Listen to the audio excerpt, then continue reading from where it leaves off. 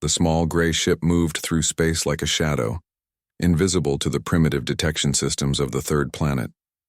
Commander Zethkar adjusted his scanning equipment and looked down at the blue and green world below. His people, the Velthani, had done this same thing 17 times before. Find a world, study it, then take it. It was always easy. Zethkar pressed a button and his ship's computers began recording everything. Cities full of millions of creatures, roads that stretched across continents, and small flying machines that moved through the atmosphere. The readings showed that these humans had basic technology. They used chemical fuel for their rockets and had simple nuclear weapons. Nothing that could hurt a Velthani ship. Far below on Earth, Captain Jake Morrison was flying his fighter jet over the Pacific Ocean. It was supposed to be a normal training flight with 5 other pilots. The morning sun reflected off the water as they practiced formation flying. Jake had been a pilot for 8 years and had seen everything the sky could offer. Or so he thought. His radar screen started beeping in a way he had never heard before. A small dot appeared, then disappeared, then appeared again. The object was moving faster than anything Jake knew about. It changed direction without slowing down and seemed to ignore the laws of physics that every Earth aircraft had to follow. "Control, this is Blue Leader." Jake spoke into his radio. "I have an unknown contact moving at impossible speeds. Please, confirm." The voice from ground control came back confused. "Blue Leader, we show nothing on our screens. Are you sure about what you're seeing?" Jake watched the dot on his radar dance around the sky.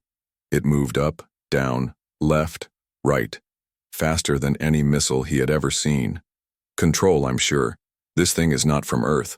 Within minutes, every military base on the planet was receiving similar reports. Phone calls flooded into government buildings as more and more pilots saw the strange objects. The ships appeared over New York, London, Moscow, Beijing, and dozens of other major cities. They stayed high in the atmosphere just watching. General Lisa Hayes was eating breakfast in her kitchen when her secure phone rang. As head of North American Air Defense, she was used to emergency calls. But the voice on the other end made her coffee grow cold as she listened. "General, we have a situation. Unknown aircraft over every major city on Earth. They're not responding to radio contact and they're using technology we don't understand." Lisa grabbed her uniform and ran to her car. As she drove to the command center, she saw people on the streets pointing up at the sky. Some were taking pictures with their phones. Others were running to their cars. The news would break soon, and then the whole world would know that humans were not alone. At the Velthani ship, Commander Zethkar was pleased with his work. His scanners showed him exactly what he needed to know. The humans had armies, but they were small. Their largest military groups had maybe 10,000 soldiers. Their weapons were primitive chemical explosives and basic atomic bombs. Their space program was a joke, barely able to reach their own moon. Zethkar opened a communication channel to his homeworld, 3 star systems away. "High Command, this is Scout Ship 7. I have completed initial reconnaissance of the third planet. The inhabitants call themselves humans." The reply came back after a few seconds. "Report your findings, Commander. The planet is ripe for conquest. Population of approximately 7 billion, but their military technology is centuries behind our own.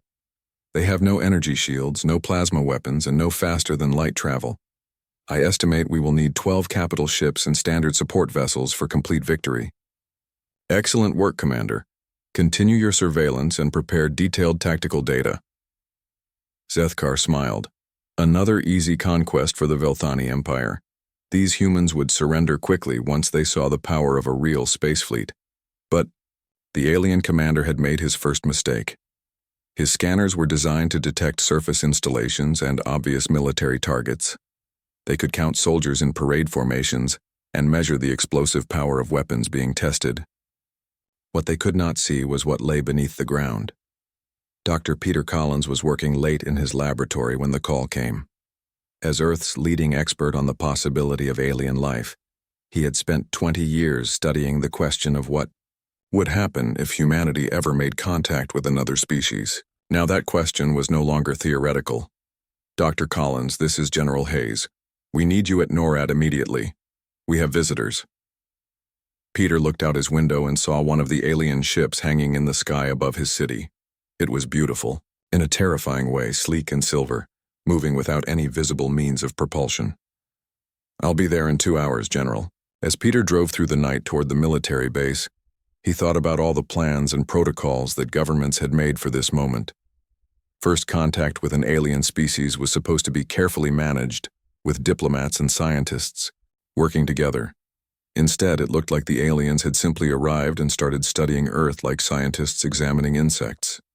The roads were busy despite the late hour. Military vehicles moved in convoys toward bases around the country. Peter could see the fear in people's faces as they realized that Earth was no longer safe and isolated. Humanity had neighbors, and those neighbors had technology that could cross the stars. At his ship, Zethkar continued his scans. He counted aircraft carriers and measured the range of human missiles. He recorded the locations of military bases and the size of human armies. Everything he saw confirmed his initial assessment. The humans were weak, divided into small nations that often fought each other, and completely unprepared for war against a spacefaring species. What Zethkar did not know was that his arrival had triggered the largest military alert in human history. Phone calls were being made to secret numbers. Messages were being sent through coded channels. Deep underground, in facilities that no alien scanner could detect, millions of people were receiving orders to prepare for the unthinkable.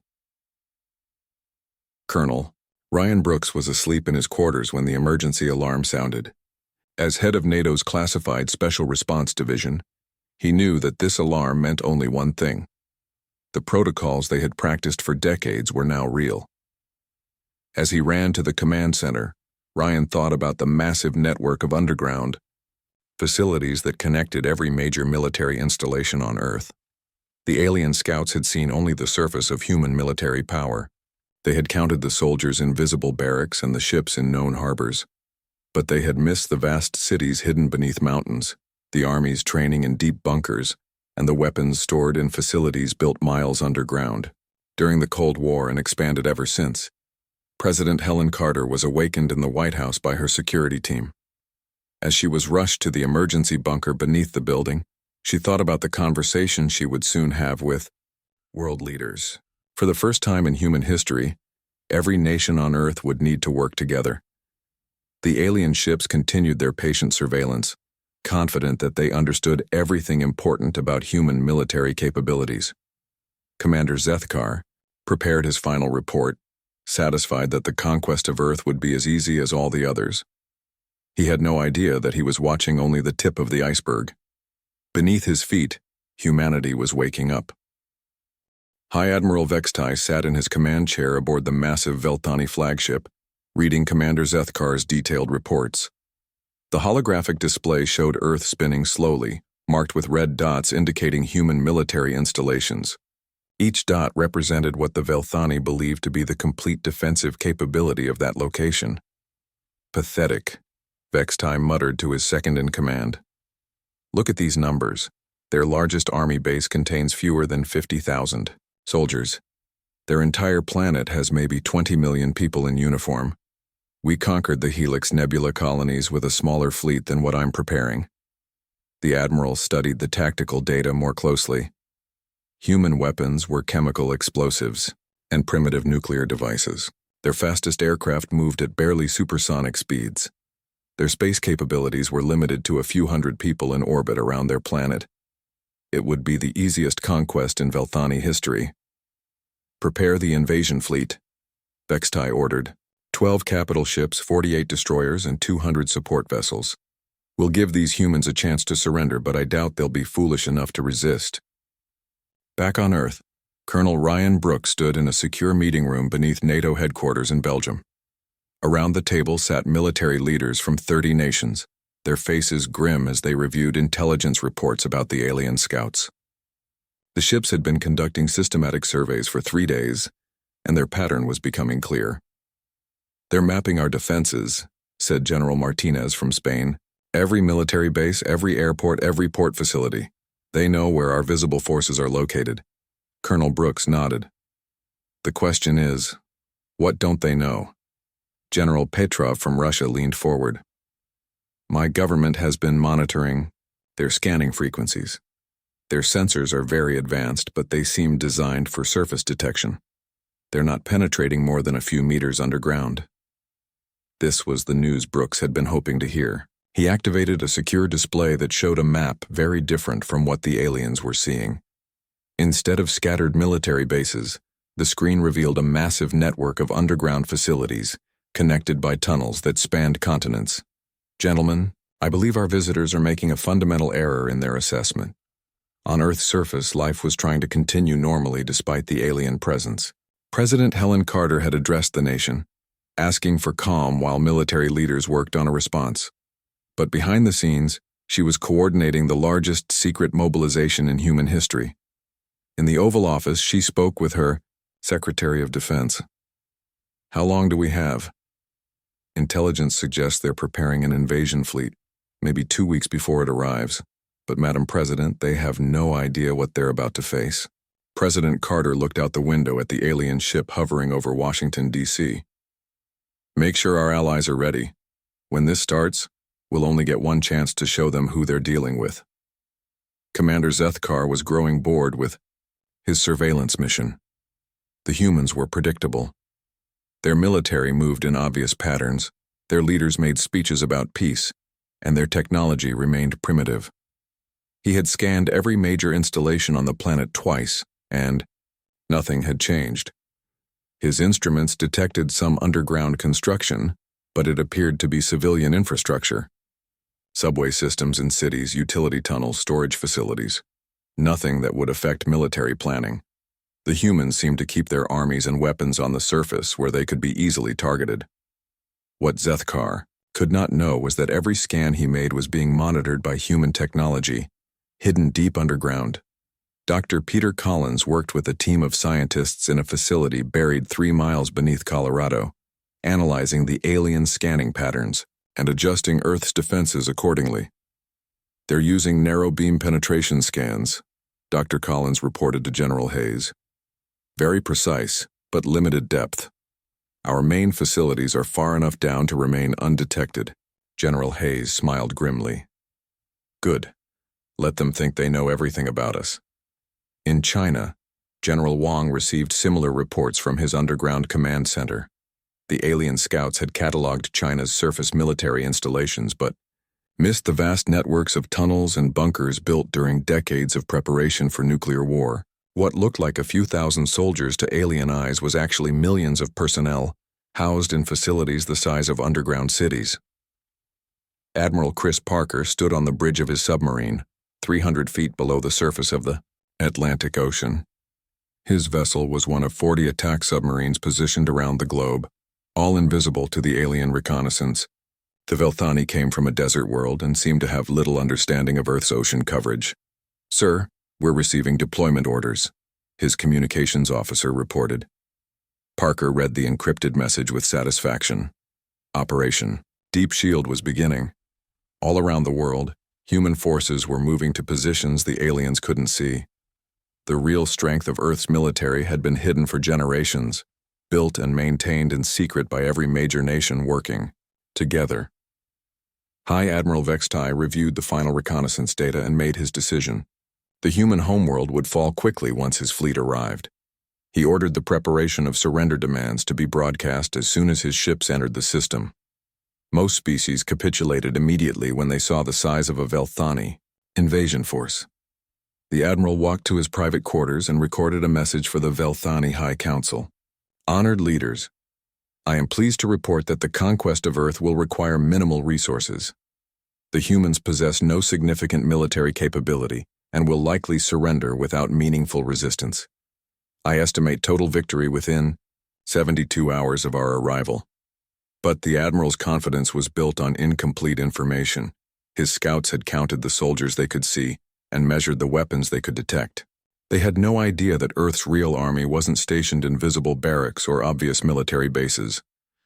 Captain Jake Morrison received new orders while flying patrol over the Pacific.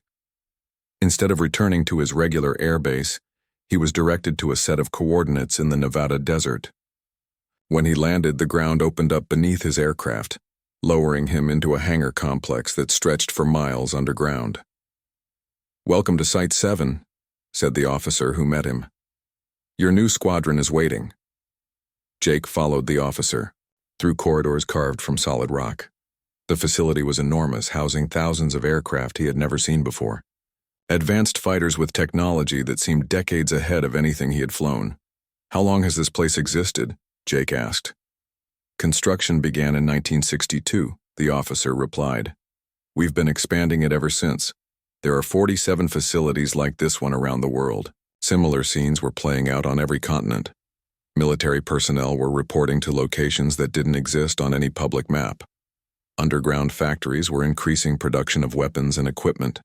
Hidden training centers were activating, after decades of standby status. Major Amy Foster led her unit through tunnels beneath the Rocky Mountains, heading for their new assignment. Her soldiers were part of the Continental Defense Corps, an organization that officially didn't exist. For 20 years, they had trained for this exact scenario. "How many of us are there?" asked one of her sergeants. "More than the aliens think," Amy replied. "Much more." The Velthani invasion fleet began its journey toward Earth, confident in their intelligence and certain of victory. High Admiral Vextai expected to add another easy conquest to his record. The humans would see his ships and realize the futility of resistance. What the Admiral didn't realize was that humanity had spent the past 60 years preparing for this exact moment. Every nation had contributed to a defensive network so vast, and so well hidden that even Earth's own citizens didn't know its true scope. The aliens were about to learn that appearances could be very deceiving. The Velthani invasion fleet moved through hyperspace like a school of deadly fish. High Admiral Vextai stood on the bridge of his flagship, watching the countdown timer that showed their arrival at Earth in just 6 hours. Behind him, 49 other warships traveled in perfect formation, their crews confident and relaxed. "Admiral, shall I prepare the surrender broadcast?" asked his communications officer. Vextai nodded. "Standard terms: total capitulation, transfer of all resources, and relocation of the population to work camps. Most species accept immediately when they see our fleet." The Admiral reviewed the tactical plan one final time.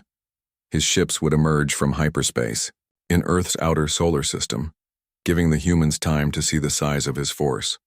Then they would advance slowly toward the planet, broadcasting surrender demands. If the humans were foolish enough to resist, the battle would last less than an hour. Deep beneath Cheyenne Mountain in Colorado, General Kevin Stone watched displays that showed military activity across the entire planet. For 40 years, he had overseen the construction and expansion of humanity's hidden defensive network. Today, all of that preparation would finally be tested. "Status report," he ordered. "All continental networks are at full activation," reported his aide. "Underground, facilities from Alaska to Argentina are operational. Personnel strength is at maximum capacity." General Stone smiled grimly. The aliens had spent weeks studying Earth's surface military installations. They had counted soldiers in visible barracks and weapons in known storage facilities, but they had completely missed the vast underground cities that housed humanity's real defensive force. The Deep Earth Defense Network had been built during the Cold War, when both America and Russia feared nuclear attack. Instead of competing, the two superpowers had eventually chosen to cooperate, connecting their underground facilities through a system of tunnels that spanned continents. Other nations had joined the project over the decades, creating a hidden world beneath the surface. Major Amy Foster walked through corridors carved from solid granite, 3 miles beneath the surface of Montana. Around her, thousands of soldiers moved to their positions with quiet efficiency. These weren't the regular army troops that the aliens had observed. These were the Deep Corps, trained from birth for underground warfare and equipped with weapons the surface world had never seen. "How deep do these tunnels go?" asked Lieutenant Barnes, one of the newer recruits. "Deeper than you can imagine," Amy replied. "This facility connects to networks under every major city in North America. We can move 1 million soldiers from here to New York without ever seeing daylight." The lieutenant looked amazed. "How long has this existed?" "Construction began in 1953, Amy said. "Every president since then has expanded it. Every Congress has funded it through black budget projects. Even most government officials don't know how big it really is. Captain Ben Taylor commanded a submarine that had been hiding in an oceanic trench for the past month. His vessel was one of hundreds positioned around the globe, all invisible to alien detection. The Velthani came from a desert world and seemed to understand space warfare, but they had no concept of how to fight in Earth's vast oceans. "Captain, we're receiving activation orders," his sonar operator reported. Ben read the encrypted message with satisfaction. The submarine fleets were being positioned for the largest naval operation in human history. The aliens expected to face a few dozen surface warships. Instead, they would encounter thousands of vessels emerging from underwater hiding places they never knew existed. "Take us to launch depth," Ben ordered.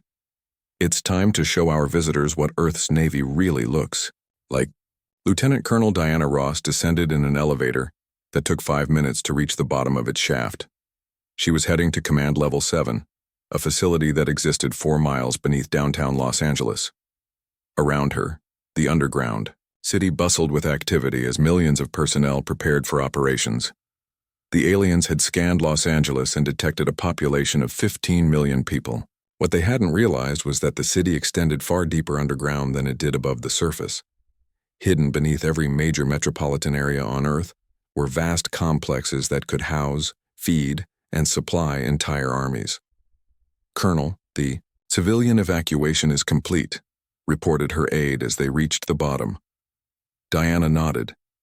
Every major city on Earth had been quietly evacuating its population to underground shelters over the past week. To alien observers, it looked like normal daily activity. In reality, it was the largest population movement in human history, designed to protect civilians while allowing military forces to operate freely. The elevator doors opened to reveal a command center that stretched as far as Diana could see. Thousands of technicians worked at control stations, coordinating defensive operations across the entire Pacific region. Similar facilities were active beneath every major city on the Kyo. Planet High Admiral Vextai received a message from one of his scout ships still monitoring Earth. "Admiral, the humans appear to be conducting some kind of evacuation. Their cities are showing reduced population levels." The Admiral dismissed the report with a wave of his hand.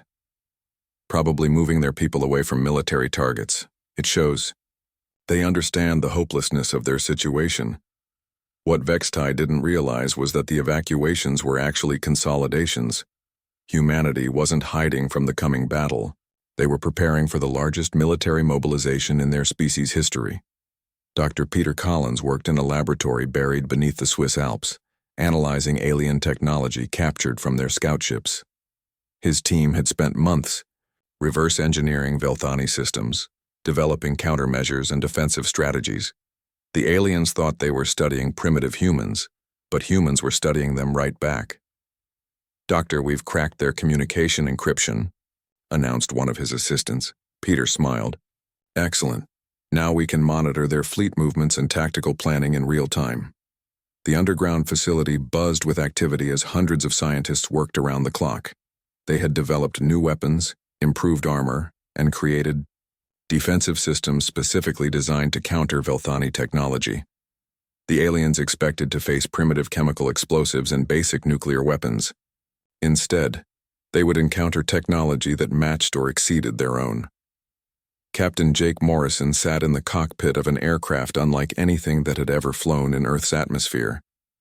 The fighter was powered by energy systems reverse-engineered from alien technology and armed with weapons that could penetrate Velthani shields. Around him, thousands of similar aircraft filled underground hangars that stretched for miles. "All pilots, this is Control," came the voice over his radio. "Prepare for surface deployment. Operation Sky Shield begins in T-minus 60 minutes. Jake checked his instruments one final time. He had trained for this mission in underground simulators that perfectly recreated space combat conditions. Like every pilot in the hidden fleet, he knew exactly what to expect when the aliens arrived. The Velthani fleet dropped out of hyperspace at the edge of Earth's solar system, their sensors immediately scanning for human defensive positions. "Hi." Admiral Vextai was pleased to see that space around Earth appeared nearly empty. A few small space stations, some communication satellites, and what looked like a handful of primitive spacecraft. "Perfect," the Admiral said. "Begin the advance toward their planet. Broadcast surrender terms as soon as we're in range." But Vexti's sensors were showing him only what humanity wanted him to see. Hidden throughout the solar system were defensive platforms that had been built over decades and disguised as asteroids, space debris, or routine satellites. The real human space fleet wasn't visible because it was waiting in concealed positions around the Moon, Mars, and in the asteroid belt. General Kevin Stone watched the alien fleet approach on displays deep beneath Cheyenne Mountain. Around him, his staff coordinated the final preparations for humanity's response. In a few hours, the aliens would learn that their reconnaissance had missed 95% of Earth's actual military capability. "General, all networks report ready status," his aide announced. Stone nodded. "Send the activation signal to all units worldwide. It's time to show our visitors what humanity is really capable of." Across the planet, in facilities the aliens had never detected, millions of soldiers received their final orders. The real war was about to begin. High Admiral Vexti stood confidently on his bridge as the Veltani fleet approached Earth.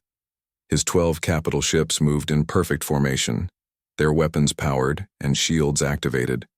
Behind them, 48 destroyers and 200 support vessels followed in precise military order. It was a force that had conquered star systems across the galaxy. "Admiral, we are detecting minimal defensive activity," reported his sensor officer.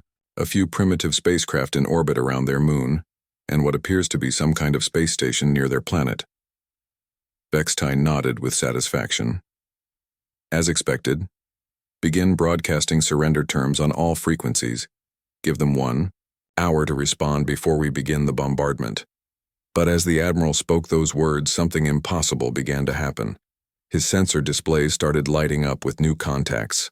First dozens, then hundreds, then thousands of human spacecraft began appearing throughout the solar system. "What is happening?" Vexti demanded. His sensor officer stared at his instruments in disbelief. "Sir, massive energy signatures are appearing everywhere. Ships are emerging from concealed positions around the Moon, behind Mars, throughout the asteroid belt. I'm reading over 5,000 individual contacts, and the number is still climbing." Commander Zethkar, still in his scout ship near Earth, watched in horror as his careful reconnaissance data proved completely wrong. The few 100 human spacecraft he had detected were just the beginning. Hidden bases on the Moon were opening like flowers, revealing thousands of warships that had been concealed beneath artificial surfaces. "This is impossible," Zethkar whispered. "My scans showed only primitive installations."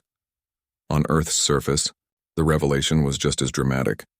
What looked like empty desert suddenly erupted with activity as massive doors opened in the ground. Thousands of aircraft rose from underground hangars that the aliens had never detected. Cities that appeared normal from above revealed themselves as elaborate camouflage covering vast military complexes. Captain Jake Morrison led his squadron up through a shaft that emerged from what had appeared to be an ordinary mountain. Around him, similar shafts were opening across every continent as Earth's hidden air force took to the skies. The alien scouts had counted maybe 1,000 human aircraft. The real number was closer to 50,000. "All units, this is Sky Command," came the voice over Jake's radio. "Execute Operation Thunder Rise. Show our visitors what Earth's Air Force really looks like." The sky filled with aircraft as human fighters, bombers, and support craft emerged from concealed positions worldwide. Each plane was equipped with weapons and technology that matched or exceeded Velthani capabilities. The aliens had expected to face primitive chemical rockets.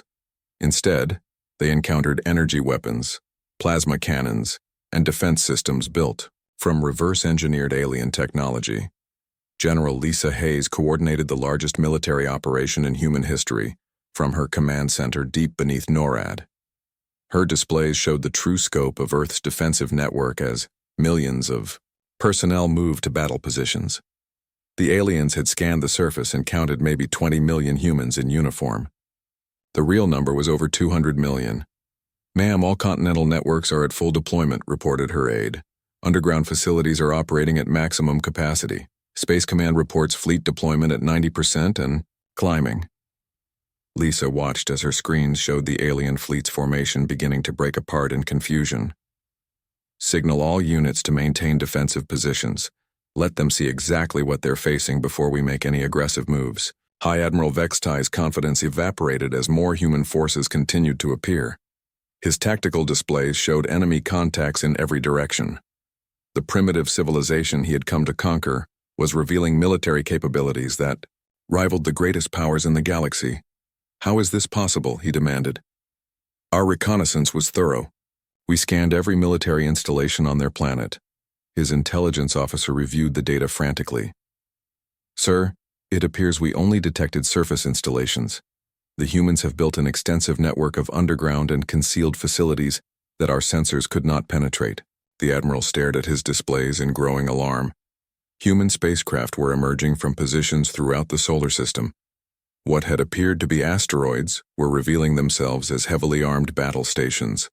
The Moon, which had seemed to have only small research bases, was launching fleet after fleet of warships from hidden facilities. Captain Ben Taylor's submarine broke the surface of the Pacific Ocean along with hundreds of others. The alien scouts had no idea that Earth's oceans concealed the largest naval force in human history. Submarines, aircraft carriers, and battleships rose from underwater hiding places where they had waited for this moment. All vessels, this is Pacific Command, came the radio message. Execute Surface Protocol 7. Show our visitors that Earth's Navy is not limited to what they can see from space. The ocean itself seemed to come alive as thousands of warships revealed themselves. The aliens had counted maybe 100 surface vessels during their reconnaissance.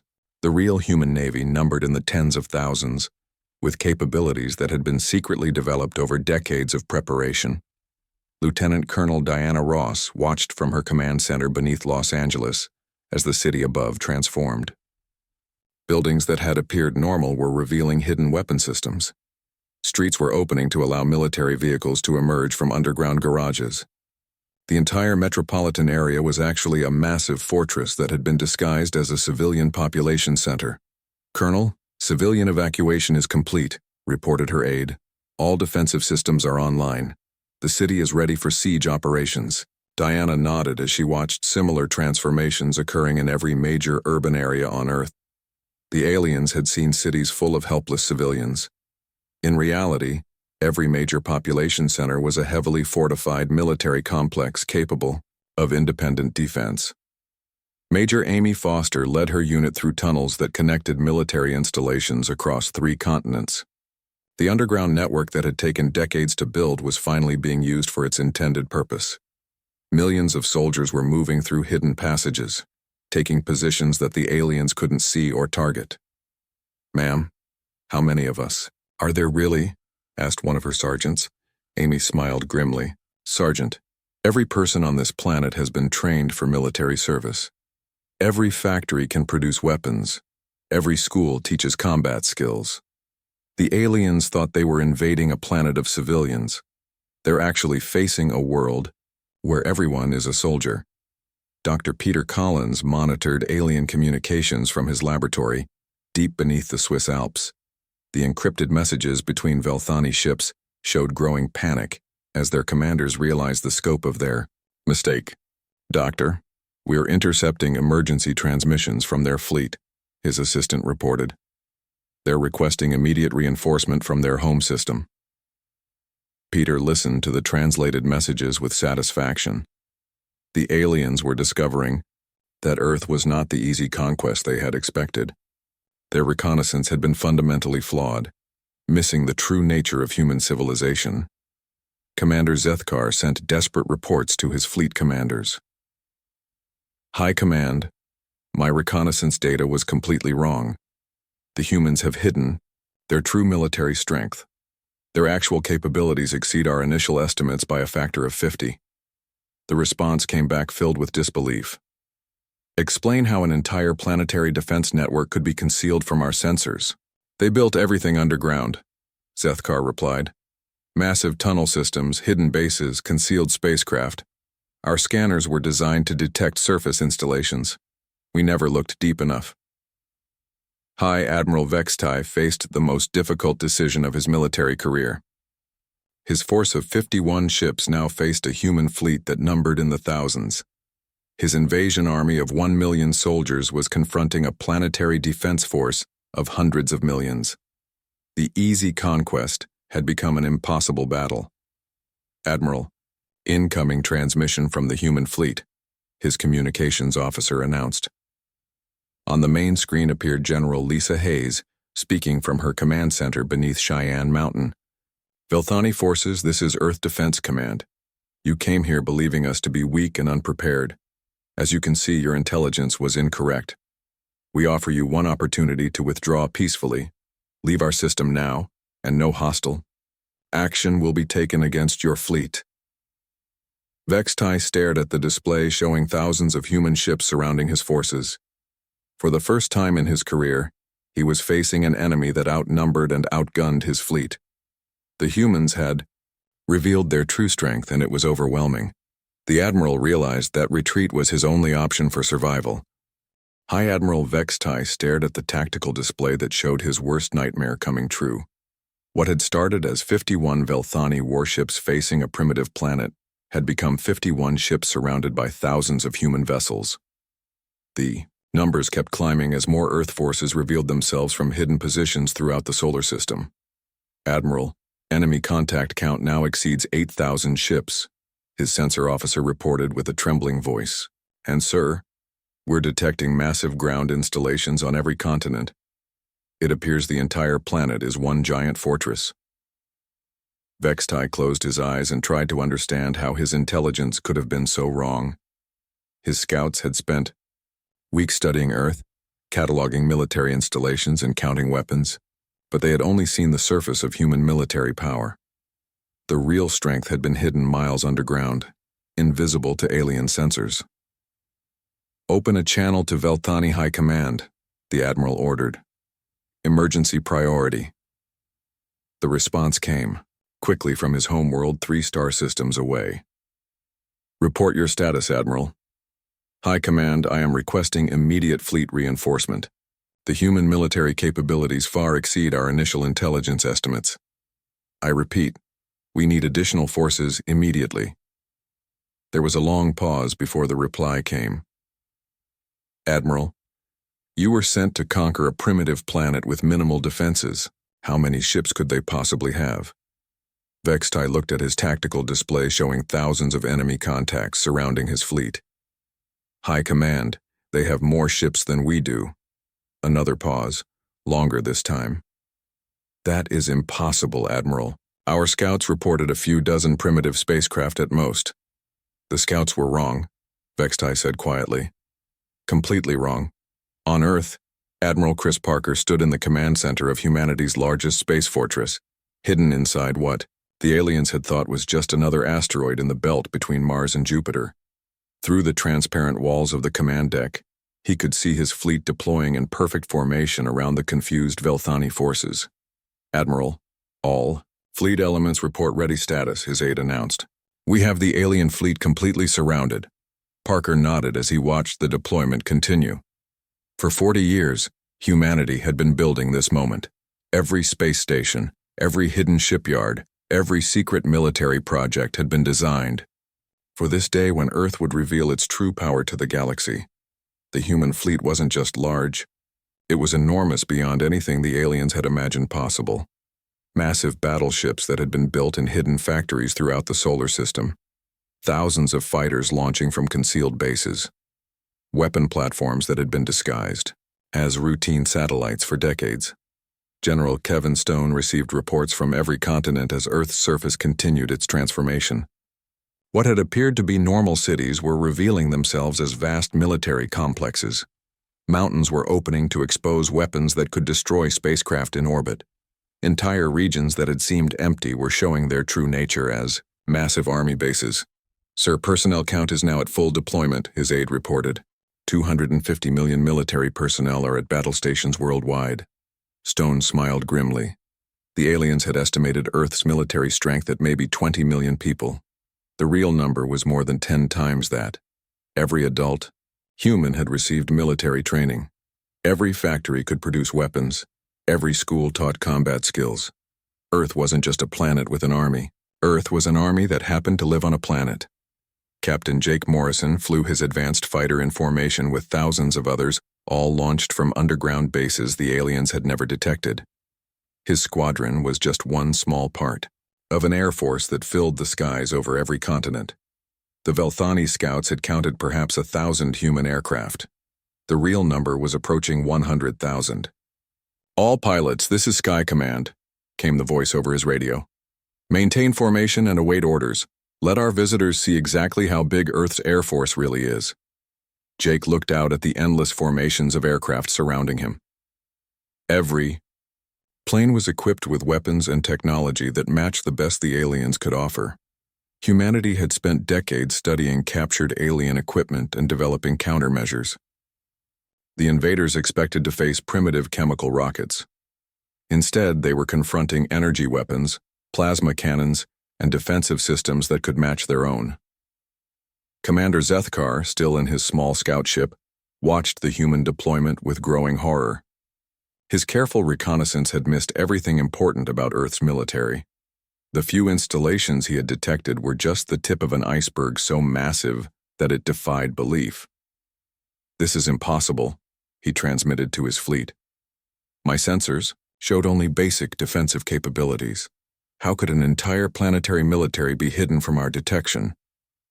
The response came from High Admiral Vexitai. "Commander, it appears your reconnaissance methods were inadequate for this species. The humans have built their entire civilization around the concept of hidden military strength. Captain Ben Taylor's submarine flotilla broke the surface of the Atlantic Ocean along with hundreds of others. The alien scouts had detected a few dozen surface warships during their surveillance. They had completely missed the thousands of submarines, aircraft carriers, and battleships that had been waiting beneath the waves. "All vessels, this is Atlantic Fleet Command," came the radio message. "Execute Surface Protocol Maximum. Show these aliens what Earth's real navy looks like." The ocean erupted with warships as the largest naval force in human history revealed itself. Submarines carrying weapons that could destroy spacecraft. Aircraft carriers launching fighters capable of operating in space. Battleships with guns that could hit targets in orbit. The aliens had prepared to face a few primitive vessels. Instead, they encountered a fleet that outnumbered their own by 50 to 1. Dr. Peter Collins monitored alien communications from his hidden laboratory and smiled as he listened to the panic in Velthani transmissions. Their fleet commanders were requesting emergency reinforcement, reporting impossible numbers of enemy forces and trying to understand how their intelligence could have been so completely wrong. "Doctor, we're intercepting transmissions between their ships," his assistant reported. "They're discussing retreat options."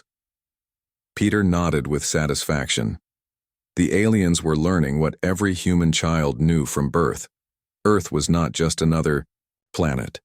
Earth was the most heavily defended world in the galaxy, protected by people who had spent generations preparing for this exact moment. High Admiral Vexitai faced the most humiliating moment of his military career. His invasion fleet was not just outnumbered. It was so completely surrounded and outgunned that resistance would be suicide. The humans had revealed a military capability that exceeded anything in Velthani records. "Admiral, incoming transmission.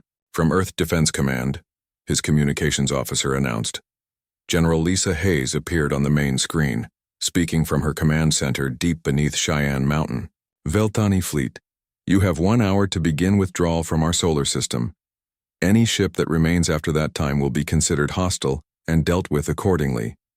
Vexitai looked at his tactical displays showing thousands of human ships in perfect formation around his forces. He had brought 51 warships to conquer Earth. The humans had responded with over 10,000 vessels, each one equipped with technology that matched or exceeded his own. "Admiral, what are your orders?" asked his second-in-command. Vexitai made the only decision that could save his fleet. "Signal all ships. We are withdrawing immediately. Set course for home system, maximum speed." As the Velthani fleet began its retreat, Admiral Chris Parker opened a channel to Earth. "Mission accomplished. The alien invasion force is withdrawing. Estimated time to complete evacuation of our solar system is 6 hours. President Helen Carter watched from the White House Situation Room as humanity achieved its greatest victory. The aliens who had come to conquer Earth were fleeing in terror, carrying word to the galaxy that humanity was not a species to be underestimated. The secret was finally revealed. For generations, every human government had worked together on a single project.